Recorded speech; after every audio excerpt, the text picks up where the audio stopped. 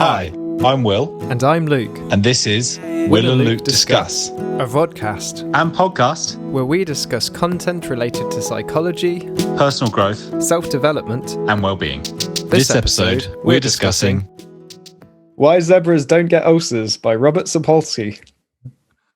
Cool. So this is a suggestion of a book from you, something you wanted to read for a long time, and I remember you first getting excited by some of his video lectures that he put on YouTube, and I heard from a psychologist on one of my training courses recently about him also, and how kind of animated and how popular his lectures were at the university he taught at. And the topic we'll be talking about today, is about the impact of stress on our functioning, on our health, and how personality and emotions and the interactions with our body and our environment impact stress, and how that impacts us across different areas of our lives.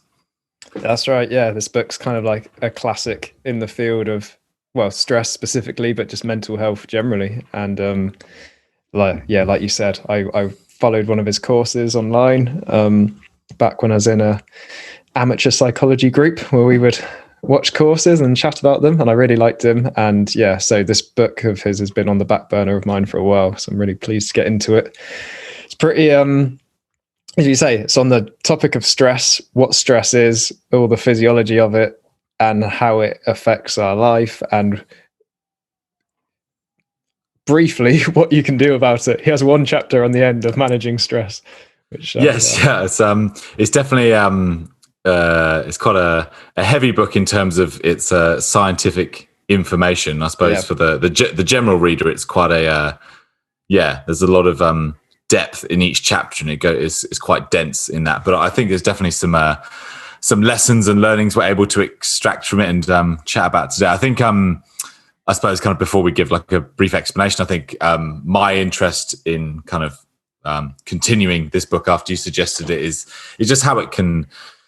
It's just got me thinking a bit about, what sort of things contribute to stress in my life. How do I feel stress in my physiology? And also, what I can do about it, and changes in my environment I can do to kind of prevent stress, because he gives a very harrowing explanation about how stress impacts many, many areas of your life, like memory, like your immune system, like your cardiovascular system, your metabolism, your risk of heart attacks, strokes, all that sort of thing, which is really, really bleak. But it's, certainly got me thinking. And it's also something I feel, stress, something you feel without really knowing it. Sometimes it can kind of accumulate over time, and you kind of realize before it's too late that you're stressed. And I guess I'll just continue to be inspired by this, as I did a recent training at work called Professional Resilience, which spoke a bit about stress, a bit about burnout, how we kind of maintain our motivation in the work we do. So obviously, both of us kind of working in the helping professions. I think it ties in nicely to that. So I'm excited to chat about that. Yeah. So a bit about stress on your own life, and a bit about stress in your kind of professional life. Yes, correct.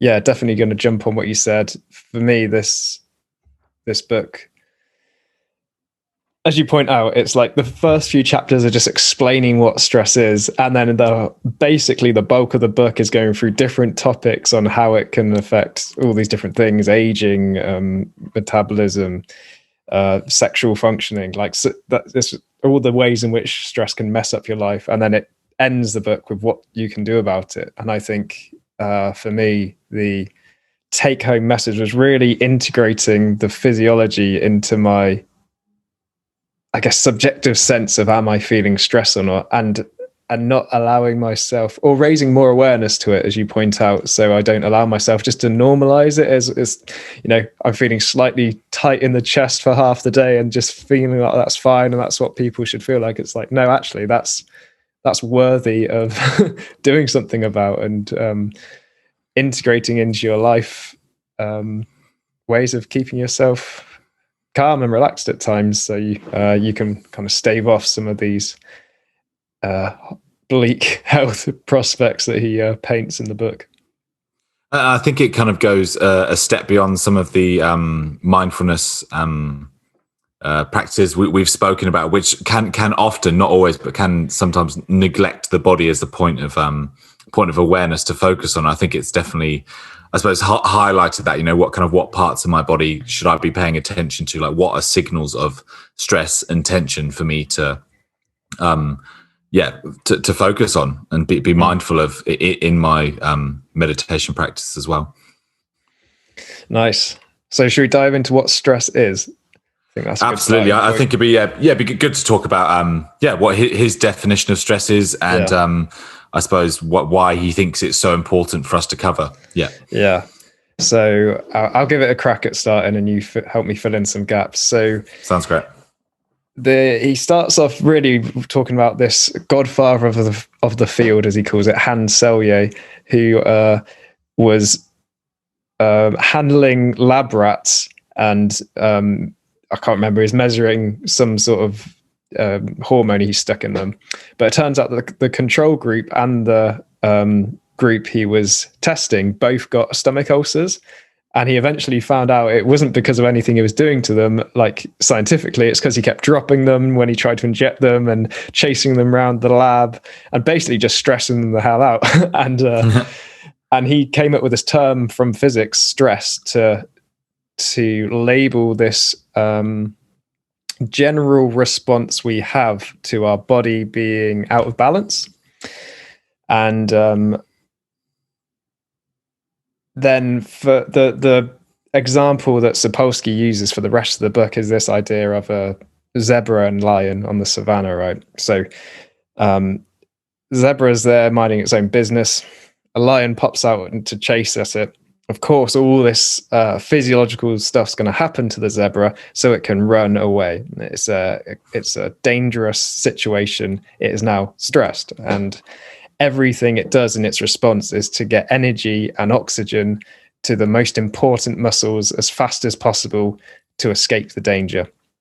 Similar sort of thing for the lion, really. It's hungry. That's a stressor. It's got to turn on this fight response to go chase this zebra for its own survival so it can get a meal.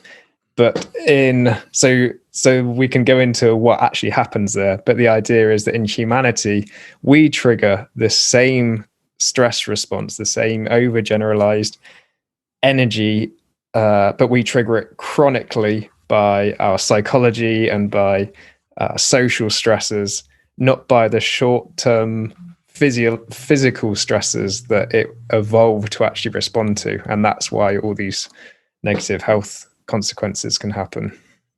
Come from that. Yeah. I reckon that's a great explanation, mate. I think what I'd add to that, from some of the notes and thinking I've had about it, is that it's the stressor that puts our body out of balance, and it can even be the anticipation of a stressor, which is quite unique to humans. We can be upset by like social disruptions in our environment, or we can predict that something bad's going to happen to us, and that can cause stress, even if the stress itself doesn't eventuate. Yeah, definitely. And then, I think that's definitely something I imagine we'll get into. But then it's also the stress, our response to stress. The aim is to restore homeostasis in the body. So we kind of have a stressor that activates, the sympathetic nervous system, and then we have a response to that. And what he's saying is that if we are continually using our stress response, that can end up being more damaging than the stressors itself. So like if there's kind of we run out of like surplus energy to use. So if we're kind of constantly in that state of tension, trying to address this feeling of stress, that's not good for us, and that kind of burns out our supply. And what the metaphor he uses is that we're an army that's run out of bullets. Because the idea is that a stress response is evolved for a very short-term, dangerous event. And so, all other things being equal, you don't need to be digesting and like creating sperm and sleeping and all these things that you can do later when your life's in danger. It's like put everything off that's not immediately necessary now because you can do it in 10 minutes when you've got away from the lion, right? But in humans, that 10 minutes never comes. Well, in a very stressed human, that 10 minutes never comes because we're constantly, with our imagination, with our thoughts, with our worries about things far off into the future and in the past, we can constantly be triggering this stress response such that our immunity never does kick back in. Our digestive problems persist, and all the other health effects. And it can become hard to reactivate the parasympathetic nervous system if we're always in the sympathetic nervous system, which is kind of stimulating us in that emergency that you've described. So if we're it weakens, so we're unable to calm ourselves down, then we kind of live in this heightened state, which leads to things like, high blood pressure, stress on the body, stress on the heart, blood not going to parts of the body where it needs to go. So, the stomach might be denied of blood flowing there. It's kind of all the blood begins and energy flows to the part of the body that needs it the most in an emergency, which often isn't the parts which kind of sustain us over a long period of time. Hence poor health.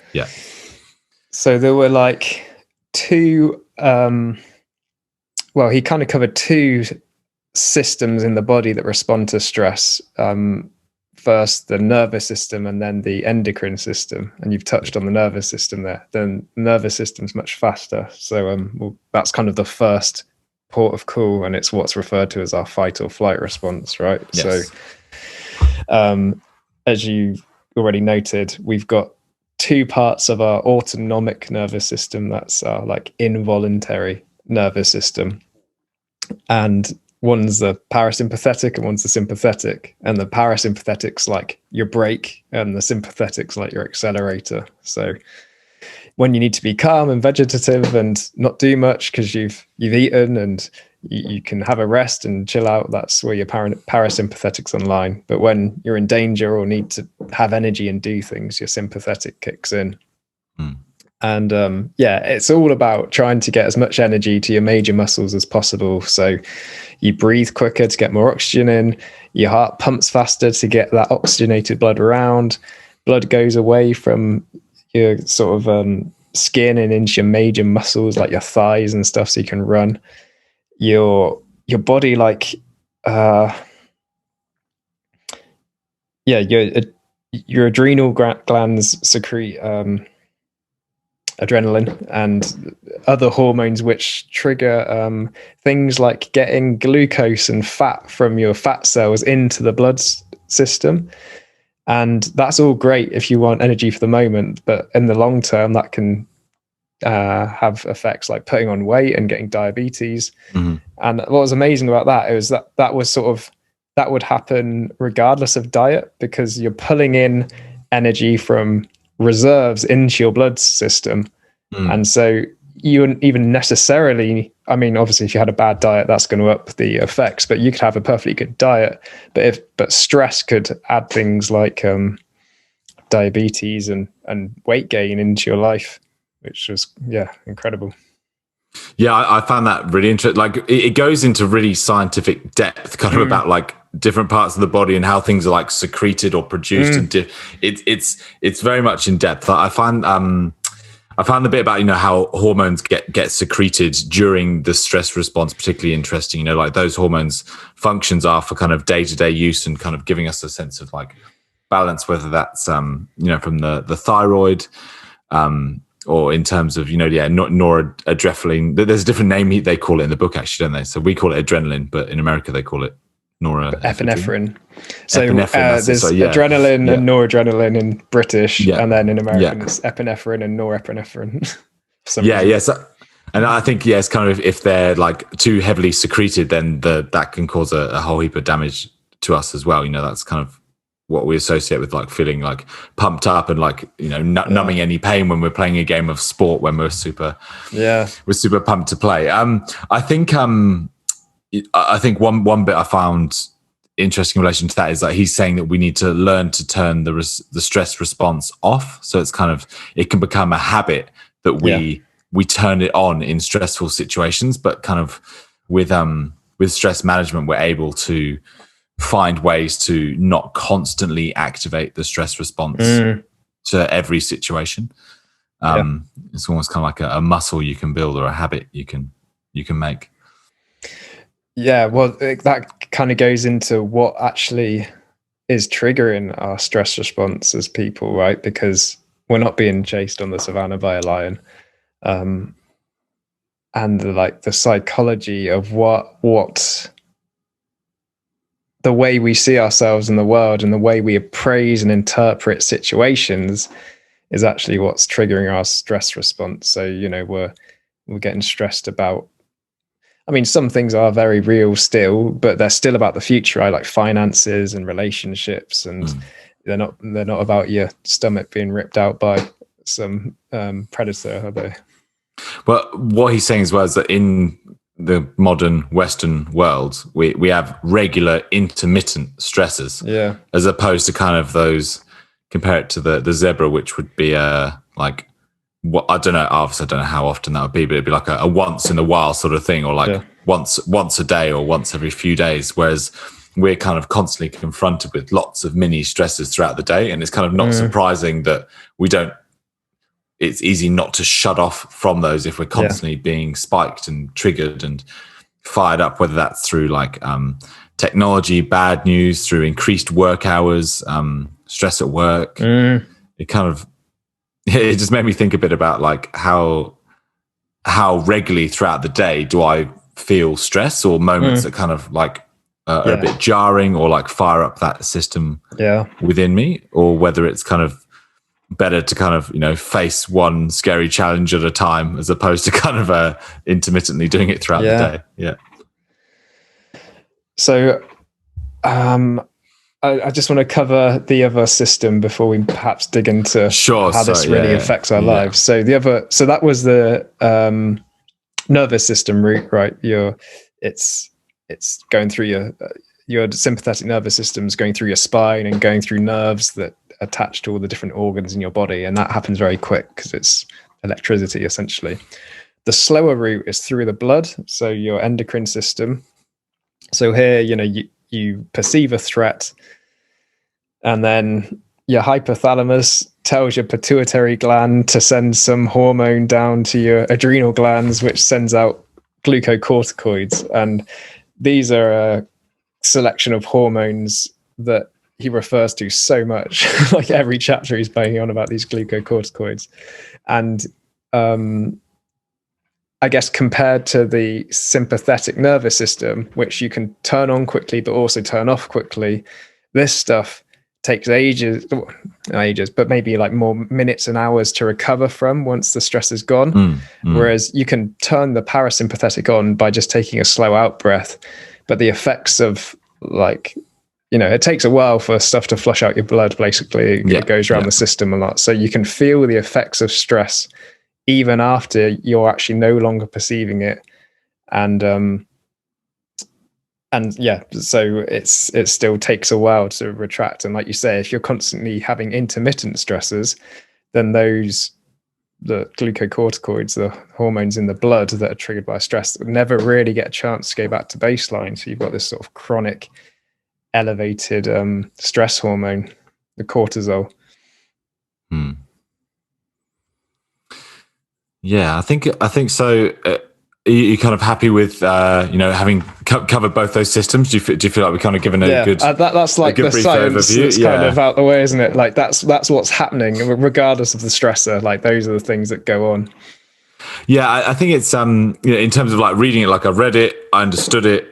Yeah, I feel like I get it, but then it's also kind of going through it. You kind of trying to move it into the point of like utility. Okay, like where does this affect me? And so it's had no, but it is useful to know that, like thinking that there is like a baseline which is healthy for us in terms of our hormone levels, and that we and also kind of that we can't always be activated to stress. It seems quite obvious that, but I think it's something we don't notice. We can operate like at a high level of reactivity that leads to just ongoing stress in which we never really settle. Alongside like if you're predicting ongoing stresses and the loop that can cause, if you're feeling actual stress, but then you're kind of worried about stress in the future. It seems like a never-ending loop, really. Yeah. And I guess if we're going to start pulling this theory into the more practical and experiential side of life, I think reading all that science and sort of getting my head around it, although I'm sure I've made errors, I think it makes it more, when you understand something or when you feel you understand something, it makes it a bit more real and serious, right? It's like when you read about nutrition, you often get like oh really? Like that much sugar does that? Bloody hell. It's the same sort of thing. Like it's tangent. When we do these podcasts and read books, a lot of what we do is refer and draw upon other books we've read, because this one's a bit more left field from some of what we've done. That's happened less for me, but one thing that has stood out is all the stuff about truth, and we covered like lying, the section on truth in Jordan Peterson's book and a couple of others, and it seems that obviously if you're misconstruing situations or then almost knowing sorry, I'm pausing. There's two elements here. Knowing the truth about what's actually happening to your body in those moments gives me a sort of incentive and a drive to be like, okay, this is something I should really take seriously. There's some theory based on facts and evidence that you can take as the truth. Like the theory might change in 50 years time, but this is a pretty solid explanation for what's going on inside. And sort of choosing to face that rather than just ignoring it is like okay, I'm actually going to look into what happens in my body when I worry about this. And it's not nice in a lot of ways, is it, to read about all the diseases you could get? You might say it's stressful. But the other thing reading through all that did for me is to, I guess, similar sort of thing really, but raise my awareness day to day of, am I feeling a bit breathless by that? Are my palms a bit sweaty because of that interaction? Like, is there a bit of tightness in my chest? And should I choose to do something about that rather than just sitting with it and carrying on with my day? Or just distracting yourself and kind of pretending it's not happening. It is kind of it is that element of just facing the world head on as it is, like with the truth. And I suppose if you take this as truth, as the best theory you've got about what's going on inside your body, the best understanding you could have, it's something you can choose to pay attention to or ignore, with consequences flowing from that. So something I suppose it made me think was a bit about what you were saying there is like discovering like what are the early warning signs of stress. So is it kind of like that tightness in the chest, or am I starting to notice like my reactions to things are getting a bit, I'm maybe a bit shorter, a bit more irritable, a little less patient, it just got me thinking a bit broader about, what are the things that I start to feel maybe before I notice physical symptoms as well. It might not necessarily be a sensation I have, but actually like a way of thinking or a way of behaving that is quite common when I'm feeling like under the pump, or just some inbuilt reactions that I've had over the years to being on the back foot, or being too busy at work, or finding out some bad news, or like a breakdown of a friendship or a relationship or something, like what there's reactions I have that probably supersede the actual physical symptoms I feel immediately. There might be a lag sometimes. So you're saying that you can notice your thinking patterns before you're even like feeling stress? But I'd say, I don't know if it's kind of more often than not, but often that's something I've reflected on the last few years, is that like, I'm kind of starting to do that again. I'm starting to get a bit less patient. I'm starting to get a bit too frustrated at slow walkers than I normally would. And like, there's things that kind of kick in, and then so it hits me later on. It's like, oh fuck, I need like 3 days sleep. I'm just like, I'm knackered here, or I'm like, I'm ill, which, can happen, sometimes. in knowing that I kind of know what's coming. I'm like, if I carry on this way, if I keep overworking, I don't take the break I need, then it's going to lead to those physical symptoms we've talked about, like a kind of or it'll take longer to slow down. It'll take longer for me to get back to my baseline. Yeah. And that's kind of the premise of cognitive therapy, right? That you're raising awareness and recognizing the patterns of thought you have that end up causing the emotional responses. And it's something that, I guess I'm interested to go through with you his kind of stress management. Sure. Yeah, absolutely.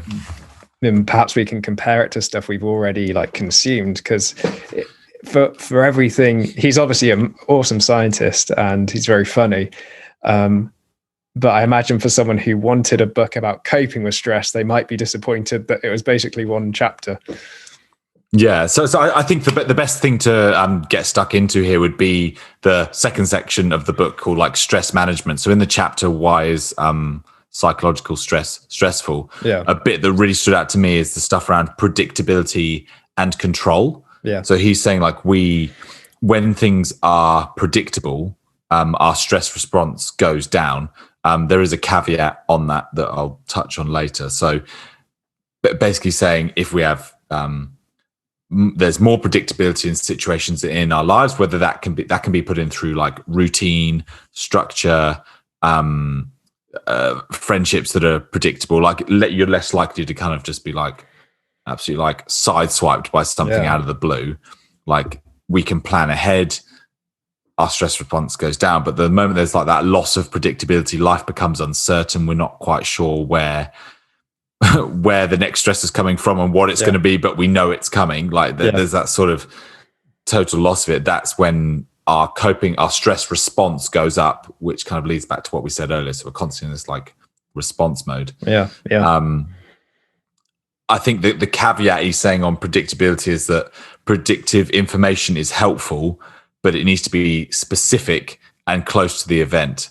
So you could be like, you could be crossing the road and someone's like, be careful because like if you cross the road today, a car's gonna hit you and you'll be seriously injured. So you're like, okay, cool, that's today. I'm just not going to cross the road today.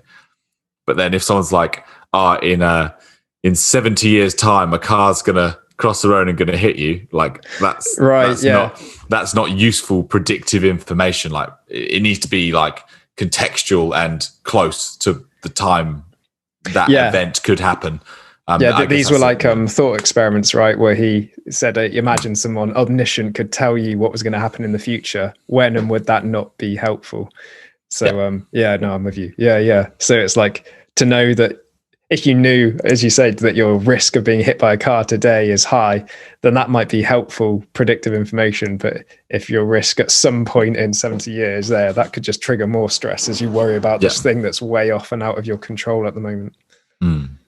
And the other parts what I was saying was control. So he's basically saying like people who have a more internal locus of control do experience less depression and less stress, but that can go too far the other way. So I guess back on that, if we kind of believe that we are able to change our circumstances, that we have agency, that we have autonomy to change what's going on in our lives and what's our response to things. We believe we have the ability to respond to the issues and things that come our way.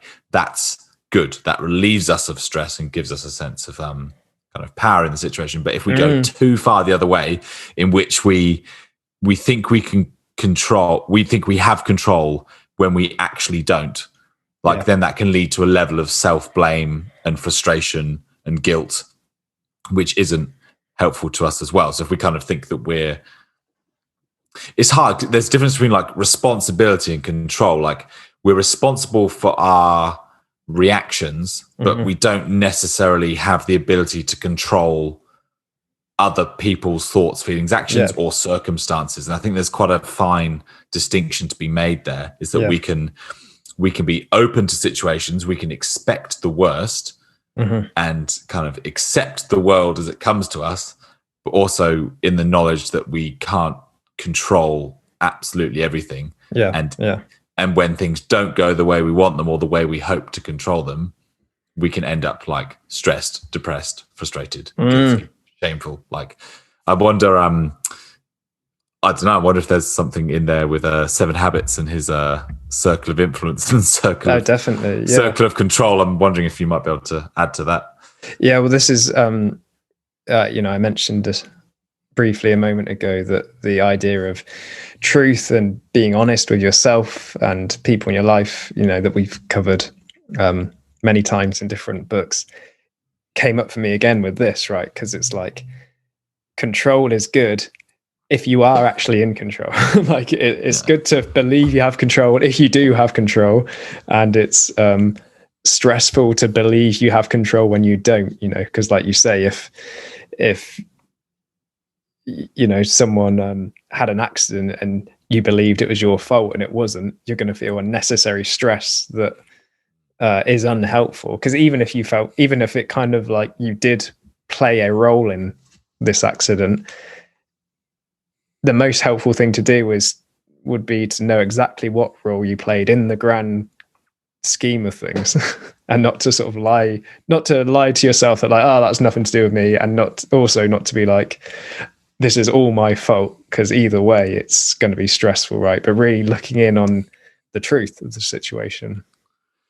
He says if we try and control the past or the future, that also causes us problems and undue stress. So kind of what you're saying, like if we kind of look back at past events and try and control them, or try and take control of something that we can't do anything about, like that puts us in a state of tension, and kind of, things like regret can come up, or, self-blame. And I suppose when he's saying like trying to control the future, I suppose that's kind of not being open to things kind of not going the way you necessarily want them, like a degree of like psychological inflexibility. That probably isn't helpful to us. That's what I imagine he's referring to when he says that. It reminds me of ages ago now, we did the happiness trap, and it was all about cognitive flexibility, and feeling like you control the future. Obviously, that's not going to be true in certain cases, and can stress you out when things aren't going to plan. Also reminded me of the 6 pillars of self-esteem. His Nathaniel Branden's definition of self-esteem was like self-worth and self-efficacy.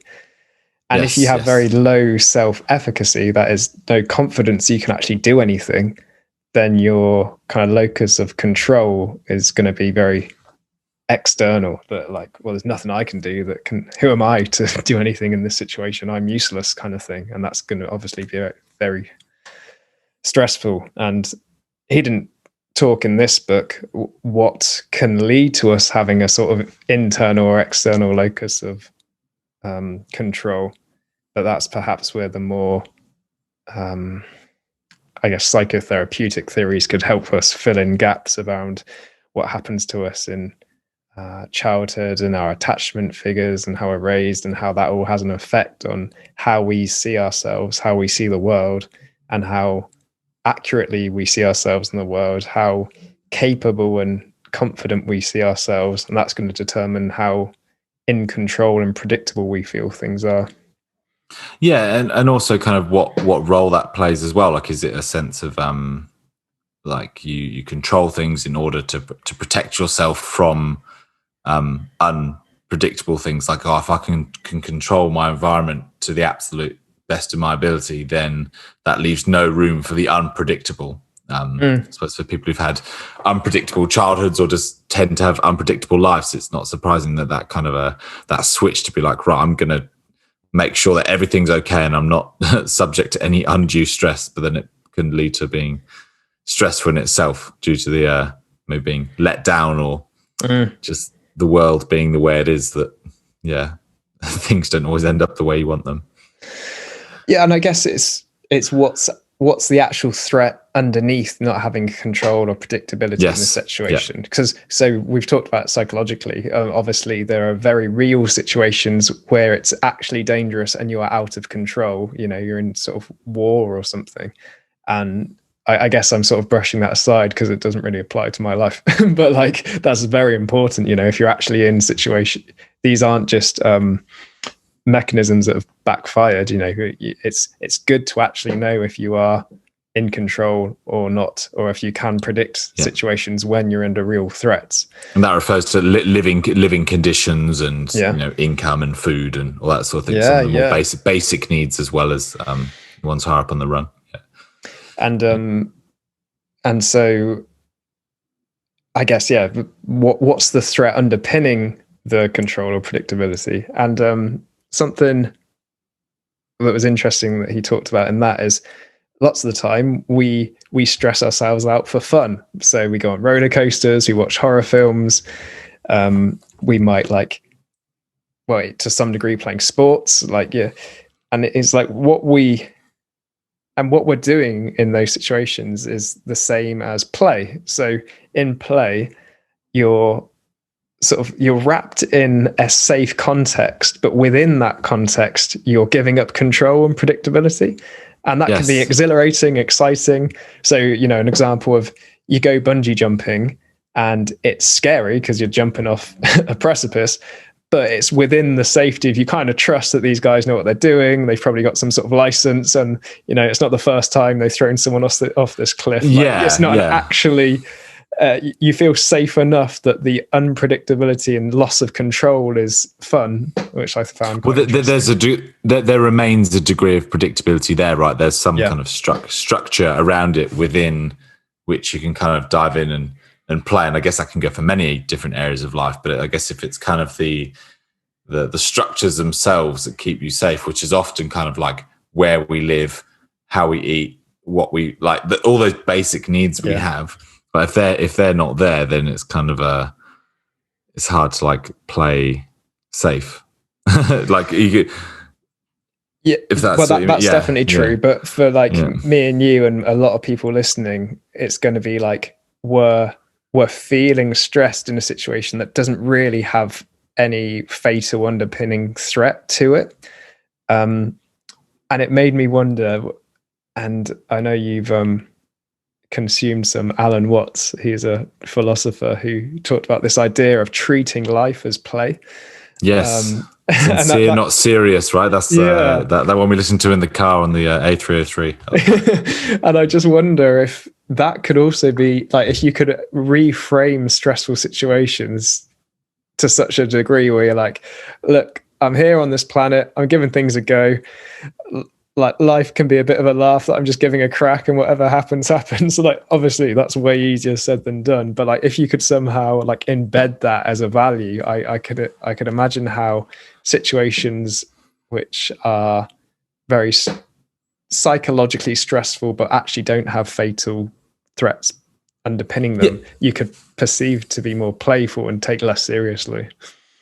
And that's a really lovely reminder. It's kind of nice because I do remember listening to that with you at the time, and I felt like I carried that with me for a few days, and it's kind of nice to get the reminder again. But I think he talks about we differ in how we modulate the stress response. So I'm thinking in terms of, this is where personality comes into play, and your unique temperament and your traits and that, and your kind of your worldview schemas, all these underlying psychological things, aspects of our life that kind of dictate how we respond to stressful situations. Do we, when we're stressed, do we kind of jump to all or nothing thinking? Do we start to kind of magnify or catastrophize certain parts of the situation? Yeah. Or are we able to kind of, this is a bit where I'm drawing on some of the training I had. We did where they're talking about, what are some healthier ways of responding to stressful situations? So some of the ways they say unhelpful is magnification. So that can either be catastrophizing what situation's gone on or minimizing what's gone on. Yeah. All or nothing thinking. So we get a bit too broad and think, oh, fuck it, nothing matters. This is pointless. I don't care about this stressful situation. Or we go too narrow and think oh my God, this stressful situation is my entire worldview right now. This is the most important thing to me. Yeah. It's too narrowly This has to go perfectly or it's awful. There's no like shades of gray between, like things could just be all right. And then there's like getting tied up in like negativity bias, like overgeneralizing what's going on in that situation, jumping to conclusions, mind reading. Like these are all the unhelpful ways we can respond to a stressful situation, like that. Like cognitive framing. Exactly. So that cognitive frame. But then in terms of what you're saying, like, can we frame things as being kind of embracing and being a bit more playful with the stressful and the ridiculous and the wild and the things that kind of like get us really heightened? Like, can we hold that a bit lighter? I suppose some of the advice I was kind of given was, learning to kind of tolerate a degree of failure, like learning to accept that, like, actually in life and maybe in our work that we might not always kind of get what we want or the results we want, and kind of look at aspects of it that like are working well. It's like, actually, like, I am able to kind of turn up to this situation and bear witness to this stressful situation, but I might not necessarily be able to do everything about it, but at least I'm here doing my best, and that's okay. And I think, or I guess a final one pointing out is like, instead of that like negativity bias, you can kind of have like a positivity bias. So you're kind of looking more for the positives in the situation, where it kind of starts to veer a bit too much towards that kind of like positive self-talk, but it's more about kind of a framing of being like, well, what are the potential positives in the situation, such as like, what can I learn from this? Is this like a new world view that I'm encountering that challenges my current one that I might be able to develop from? It's about truth, right? You're not going to be so positive as to be blind to mistakes and things. But I think self-worth underpins a lot of that stuff you just described, because it's like when I ask the question, what is the actual threat underneath lots of stressful situations? Often it is things like you point out, like, what if I fail, or what if people judge me, or whatever. I feel rejected, or what would it mean? What would it mean to fail? Yeah, exactly. Like, it means that I've like not lived up to my expectations, or I've embarrassed myself, or I'm not good enough. Like, what does that mean? Why do you have to be good enough? Like, there's so many whys that go deeper, right? Each time, like, and the bottom lines tend to be around like you say, I'm just not a good enough person. Some like moral core that it's not just like I failed at this task, but I'm a failure. It takes it on as an identity. I am bad, and that's kind of what I'm talking a bit about. That kind of black or white thinking, like seeing things as good or bad. Like, if I succeed, then I'm good. If I fail, then I'm bad. Whereas like this cognitive reframing is kind of like, well, actually, like, I'm a good person, but like I tolerate a degree of failure in my life because that's what it means to be. And actually, to be this human. task, my success or failure in this task has no moral consequence at all. Like, it doesn't mean anything about my worth or goodness as a human. It's it's how well do I hit this tennis ball or whatever.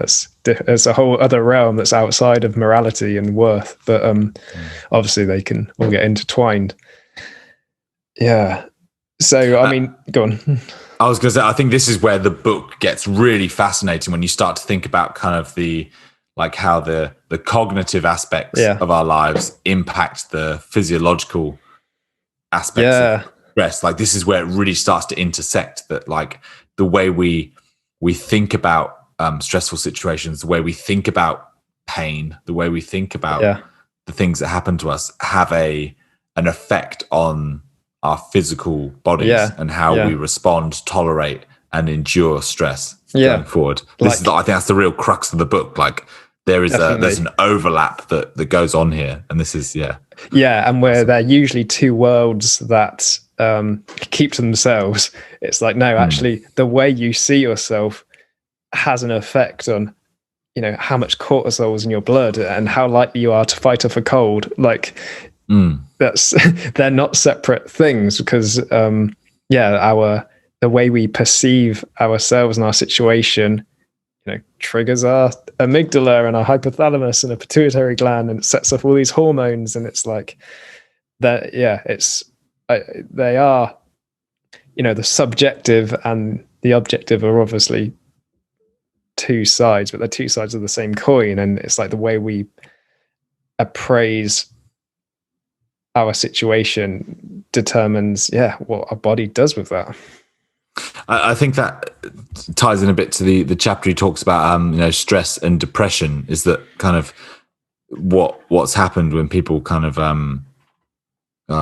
suffering from depression is that they're kind of, he used the word like delusional to what's going on in reality. Like they have a distorted view of reality and seeing things totally differently, like, in terms of like having an overexposure to loss of control, stuff around like learned helplessness, presuming the worst, and like brings in Freud's example of like it's aggression turned inwards, which is stressful, and the kind of that conflict between, love and hate and trying to resolve those two. I think there's a lot I've just thrown in there, but like I find it interesting, like what you're saying is that, kind of the way we appraise situations can actually affect our mood. So we can that can lead to us being depressed as well, which has a whole heap of other kind of physiological impacts on us, and also how we interact socially beyond that, which I'm hoping we can get onto. And it works both ways. So with the learned helplessness, the studies came from animals, right? So it's like you don't have to be as complicated as a human to appraise your situation. So what they did is you get two groups of rats or dogs or whatever. One of them, that they're in two different rooms, and in these two rooms, half the floor is electrocuted and the other half is not safe. Now, with rat A has a lever it can press, I believe, to stop the electrocution. And I've warped two experiments together in my head. No, let's put it this way. Both the floors are just electrocuted, and the electrocution goes off randomly, but rat A has a lever to turn the electrocution off. Rat B doesn't. But when rat A turns its electrocution off, it turns off the electrocution for rat B as well. So they're both exposed to the exact same physiological stressor. They're both exposed to the same amount of electrocution. The only difference being that rat A learnt some element of control. You then continue this experiment, and you eventually open the cage doors, right? So both of them can just leave. And you turn on the electrocution pads. Rat A will just leave the cage, and rat B will just lie there getting electrocuted, even though it could just walk out. So it's learned that it's completely helpless. It has no control. And it, in some sense, we have to assume it must be seeing the world and itself as something that's powerless. Yeah. Believes it has no capacity to even do anything about its situation. Yeah. So like that's kind of embedded in a like procedural implicit memory. It's not like it's going to be thinking this in words, obviously, but I guess that points out how deep these worldviews can go. If rats and dogs can have them, then it's not as simple as I just think I'm worthless. It's sort of embedded into our emotions and behavior.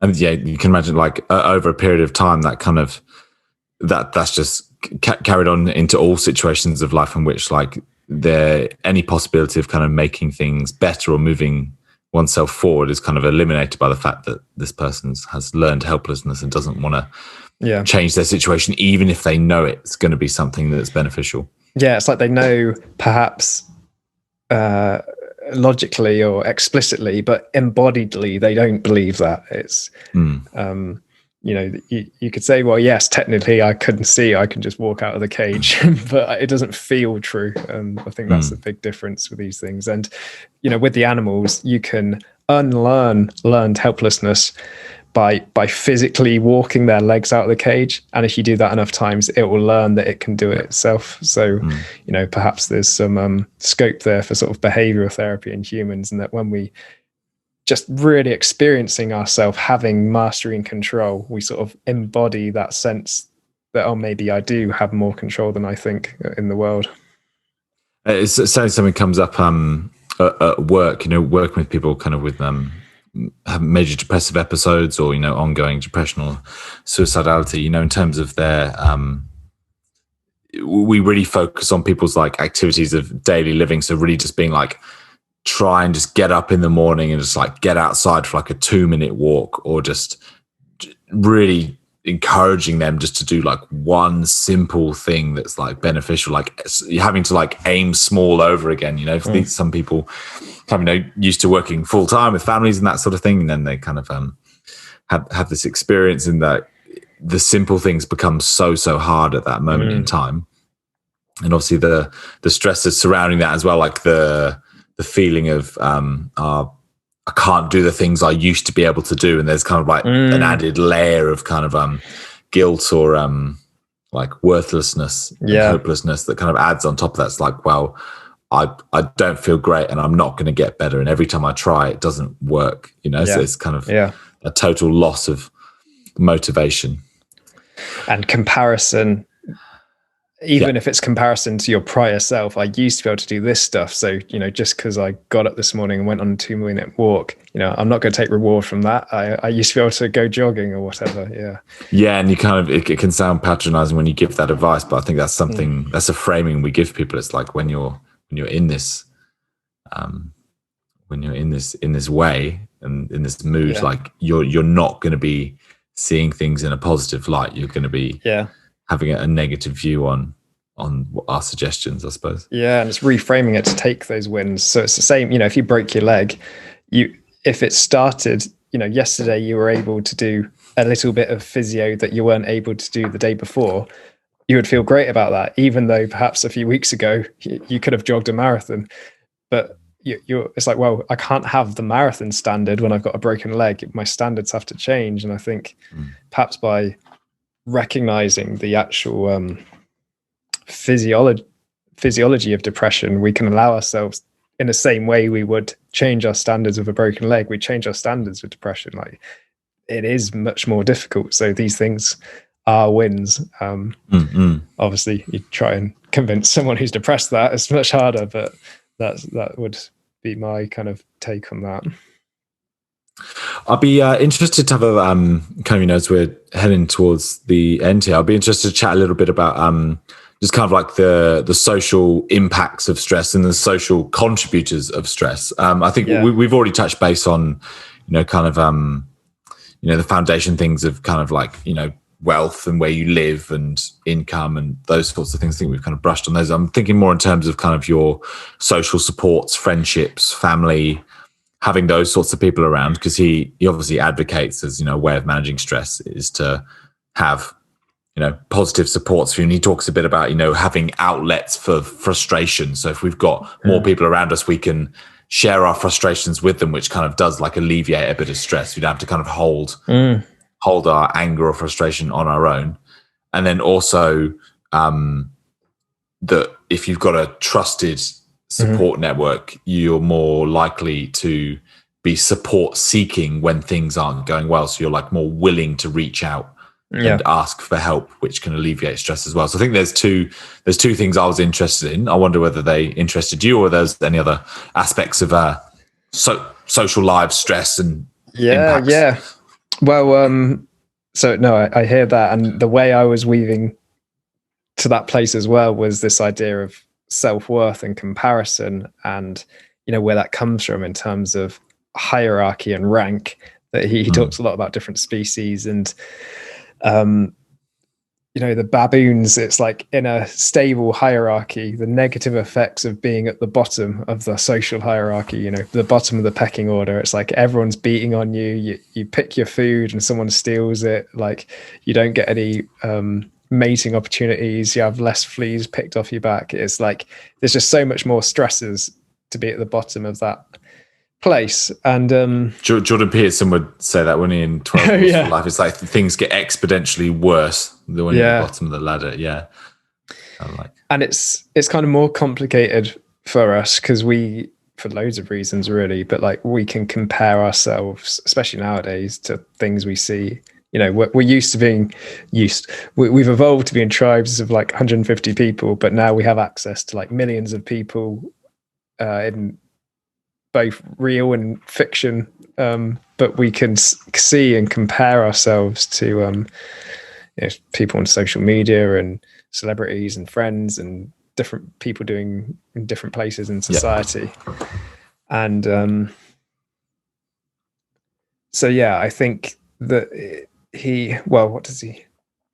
one thing that sounded really important in that was, it wasn't, because he talked a lot about being poor and poverty, but it wasn't the the objective level of poverty you were at that made such a big difference as your perceived level in your society. So, you might have like heating and water and have no concerns about food, compared to, say, someone in a third world country who is more equal in their society, but who has much less objective wealth compared to you. Mm-hmm. And they would be much less stressed than you, even though you're in a much objectively better position, because you're seeing yourself as being lower in kind of a hierarchy. You feel worse about yourself, you feel less in control and have more stress. And that sounded really important. Yeah, it makes you think about kind of the environment and the people you surround yourself with. People are kind of not don't have certain demands of you, that you're kind of you're as rich as they are, or like you're level with them in every single domain of your life. Like just having people around you who kind of accept you for who you are, and there's no need to compare yourself because they accept you anyway, so you don't need to kind of strive. You're not reaching to be there, which could be a source of stress, like trying to be something but then failing at that,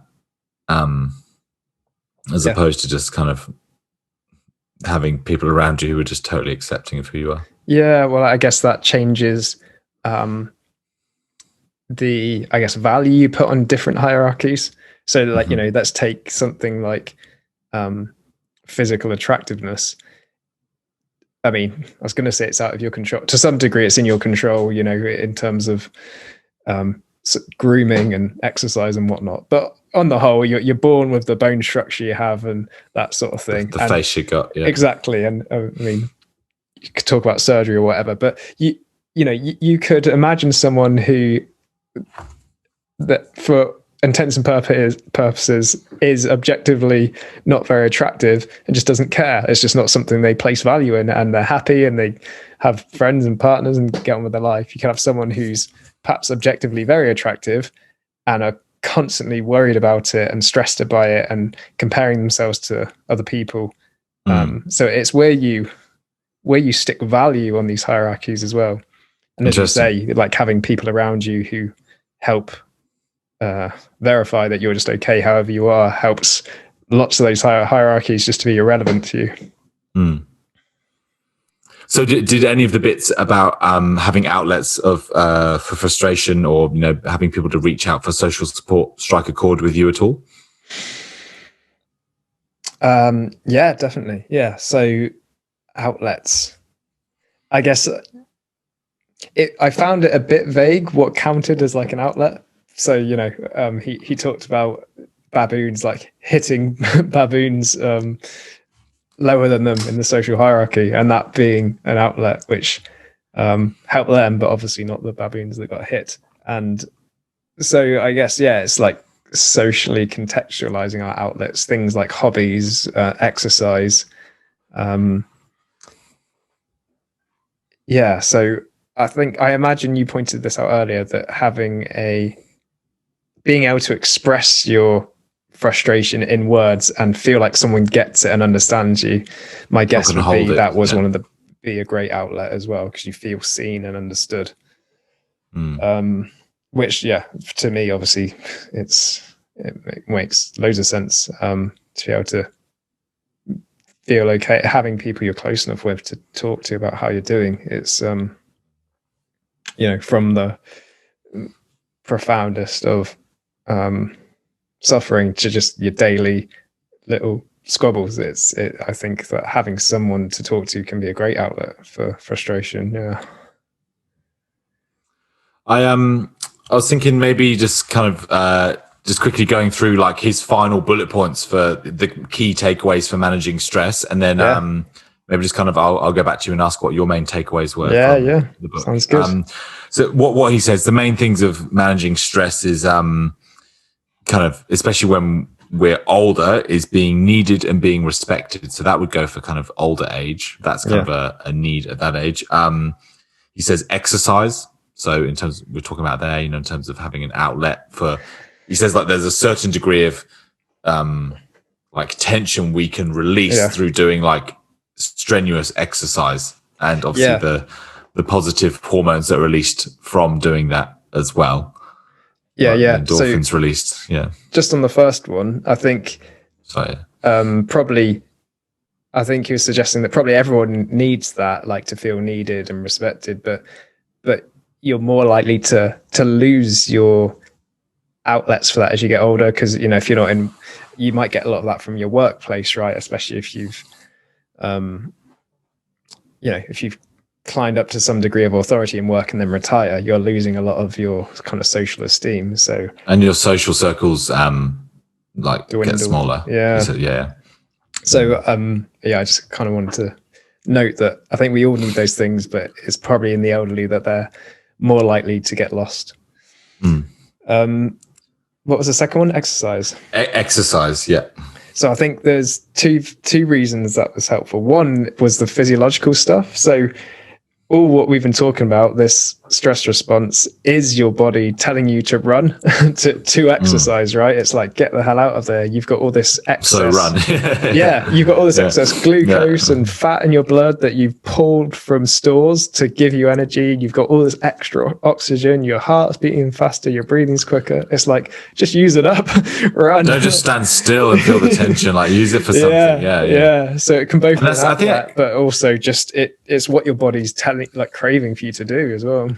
And that's where competitive sport's really good for that, because there's kind of like an element of like anticipation and stress and panic, but because you're able to use it, it feels it's kind of a positive stress response, right? That it's being utilized for its intended purpose, as opposed to kind of just sitting in your armchair worrying, And so many, and it's social. And it's one of those examples of things that are unpredictable and to some degree out of your control, but gated in safety, because you've got the rules. You're not actually going to kill each other. It's competition in sport, right? It's there to, at the end of it, you're all going to shake hands and go home or go to the pub. But I think that's a good one because it has so many of the elements we've talked about.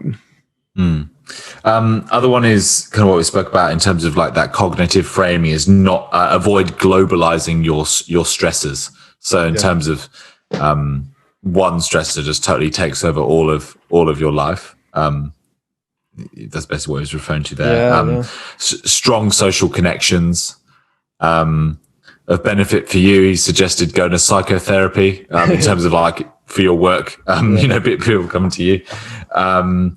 And another one he says here is repetition of corrective behaviors can change your stress response. So I think that's kind of a lot into the, I guess a lot into like the CBT, like, and what we spoke about earlier in terms of like recognizing your response to stress. So that thought, the emotion that carries, but also having a corrective behavior that you're trying to work towards. That's a more positive stress response, as opposed to kind of maybe old unhelpful ways that don't kind of serve you and don't allow you to kind of get back to baseline in a healthy way. So there's plenty of unhealthy ways to get back down to baseline. Right. So knocking yourself out drinking or, anything. So actually thinking, okay, I am responding this way in this situation, but what am I aiming at? What would be a healthy way to get out of this, or to I think also, and reactively.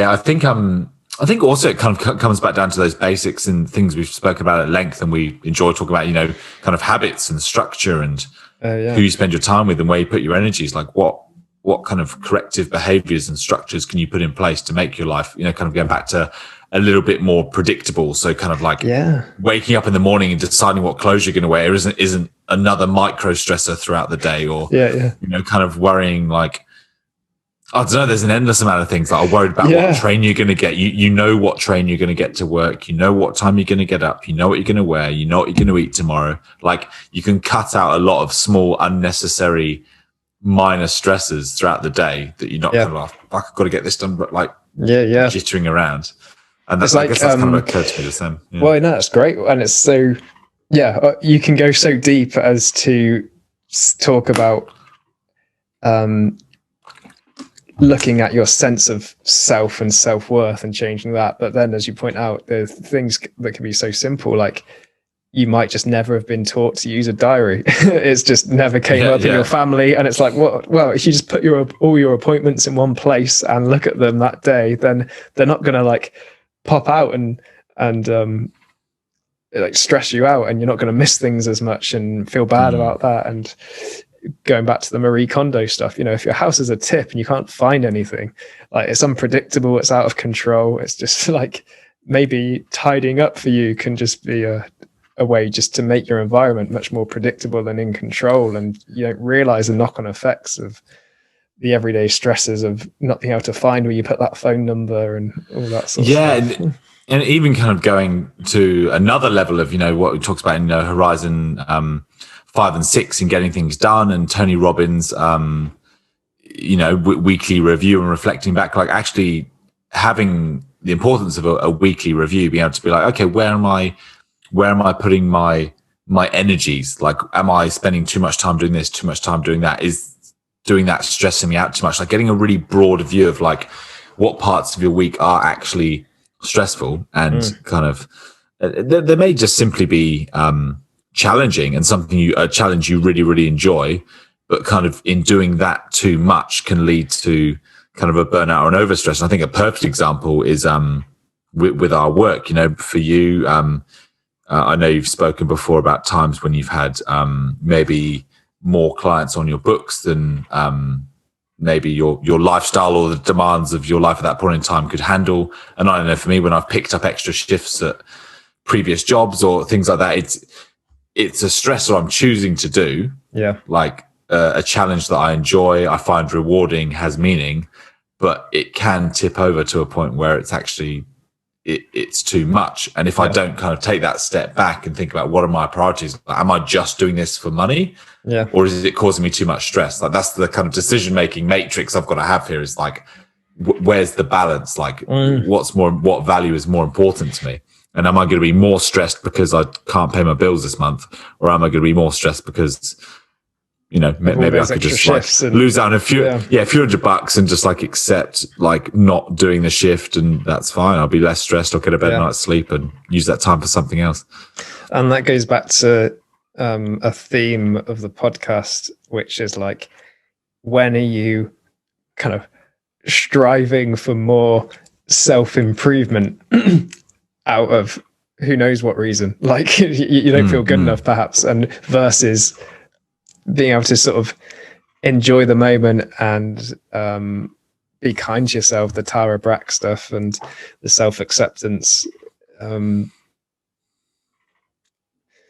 It's like, why sometimes there's a drive to push further, and in so doing, creating more stress and tipping you over that edge for reasons you might think are good, like, oh, it'll be good for me to do this extra shift, I'm helping more people, or do. But sometimes he talks about like type A personalities, and you can take on more, too much to your detriment, even if you've kind of framed it in a like, it's better to do more and to constantly be improving.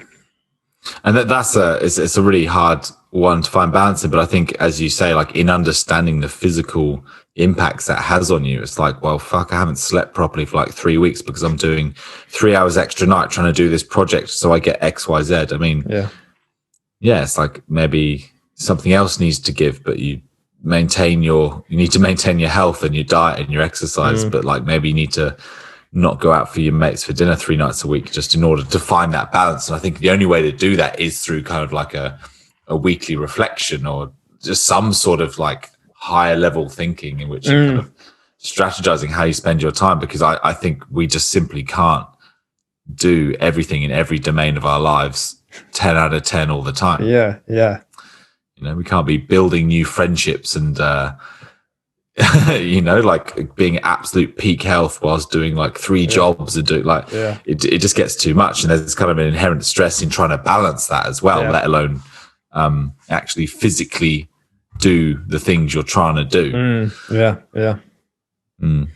Sort of irony in terms of, self-improvement causing more stress and then ending up not self-improving at all, but actually neglecting your well-being.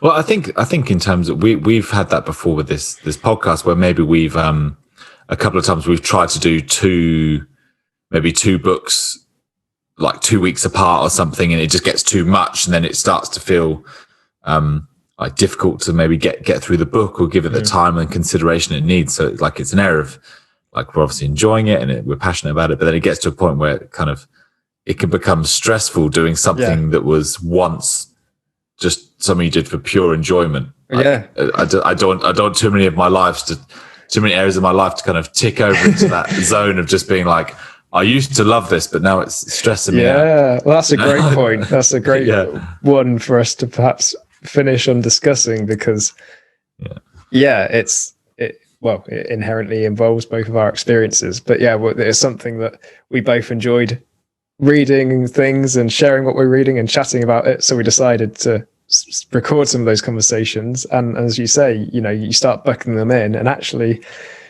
that the casual task of reading for pleasure can become a time pressured task of I've got to get through and consume this and understand it to have a recorded conversation about it. It can build a stress that wasn't there for the reason we chose to do it in the first place. And there's definitely some irony in that, definitely with this book, because it was so dense of science. It was perfect example. I had to read it much slower than I'm used to reading some of these books, which can be quite, easy reads and repetitive sometimes. And but this was not. Every sentence was new information, possibly a new word every couple of paragraphs, and it's like and it's like there's a deadline ticking, and am I understanding this enough that I can talk about it? And those thoughts triggering my own stress response. It's like I can feel my chest tightening as I'm reading this book. It's like maybe I should go on a run.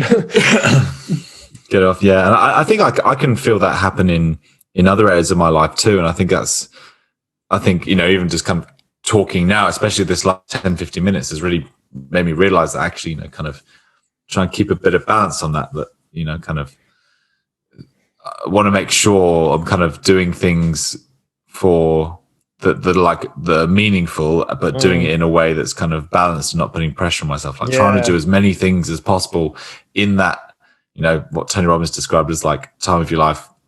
He would do like in the zone of fulfillment, things I do for like pure joy that are like important, but they're not urgent. And I'm just, whereas when things start to kind of feel urgent, they can become stressful. And it's like, how can I, it all links in really, doesn't it? Like, how can I plan my life and plan my week that I'm not constantly putting pressure on myself to get things done and able to get into kind of more flow states with what I'm doing, like allowing space just to enjoy and do the things that are meaningful to me rather than like, there's enough things out there that are probably like stressful anyway, let alone stressing about the things you enjoy doing that make you happy. Like, fuck. Stressing about your hobbies.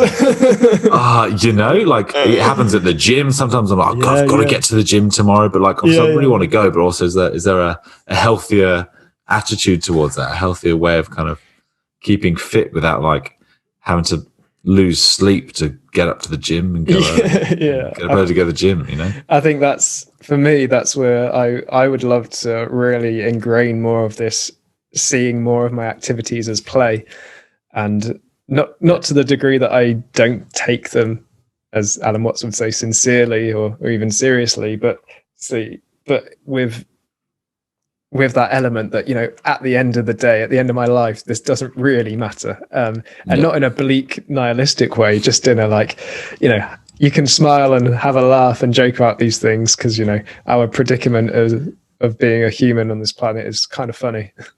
Yeah, and you can, kind of what I was saying from the training, you can think about things broadly, but not nihilistically, not just like, well, fuck this is pointless. Like, I'm just not going to go to work tomorrow, or I'm not going to go do that activity tomorrow, whatever. Like, you just sort of, you're like, okay, I'm accepting responsibility to do this, going to do my best, but also like, I can't entirely control what's going to happen. Yeah. So keep some perspective and treat myself with some compassion as well. Yeah. In order to relieve a bit of stress. I think I'm surprised at how much is tied into this. Actually, the further into the podcast we've gone, there's a lot in this.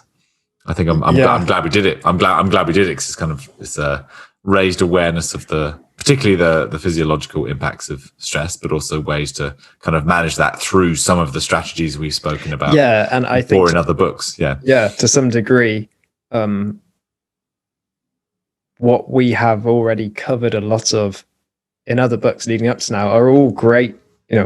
Sometimes, as we pointed out, you can take it too far and things can become stresses themselves as you try to improve and move the goalposts. But in general, a lot of what we've covered helps with stress, getting things done and clearing out your possessions and structuring your life and knowing what you're aiming at and learning to be telling the truth in your relationships, telling the truth in your relationships, building the intimacy so you have social structures and someone to go to when you're not happy. You're not keeping it all to yourself and repressing it. It's it's almost like we could write a book on all ways to manage this stuff, and this has really plugged in the gap of the actual physiological science that underpins all that.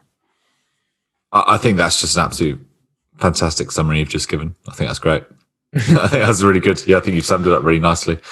Okay, I think we've given that a good go. Definitely went a little bit over time, but I think there was some stuff really worth talking about there at the end. I kind of enjoyed unpacking that because I hadn't really thought the extent to which it all tied in. So yeah, thank you. Thank you. And he did end the book on basically just choose something, take it seriously. It almost doesn't matter what you do. He jokes you could stand on the corner of the city street and recite Teletubby poetry or something, but if you're doing it to overcome fears and manage your stress, the fact that you're choosing to help yourself might be the biggest factor. So yes, nice. I like that idea, that almost just think that you're worthy of taking care of and treat your stress sincerely, and whatever you do for that's going to help.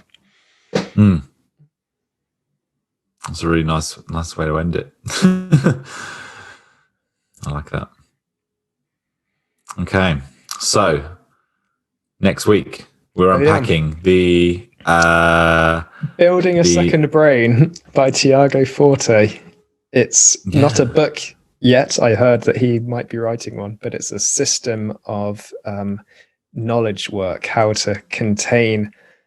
We read a lot of books, obviously, make notes on them. How do you structure that so you don't lose the benefits of that? It's all about using technology to do what your brain's not quite good at, which reminding you of stuff and storing things in the right place, and so you can use your brain what it is good for, which is the creativity and the learning. And it's a system of doing that. I think it'll be tied nicely with ways to de-stress your life. I think it will, and I think it'll probably fall nicely into kind of stuff around lifestyle design as well. Kind of thinking about what kind of content we consume, for what purpose, and I think everyone could benefit from a bit of that. Certainly anyone who kind of consumes the sort of content that we're producing and has an interest in what we're doing as well. It's certainly it's inspired me to think a bit more about the way in which I note take and the way in which I store information, because hopefully we're going to want to reuse some of this information later in the future. So I've read a few of the blogs and consuming some of the content you sent over as well. So interested to unpack that one with you. So I guess we would have chucked it up on the screen by now, but we're going to aim to do that in a couple of weeks' time. So keep your eyes open. We're going to be releasing a few more short clips in that. So anyone listening who wants to send anything to their mates, keep your eye open for the clips, and we'll make a few more short ones. Cheers, mate. Good stuff. Thanks, mate. Take care. Have a good night. And you. Bye. Bye.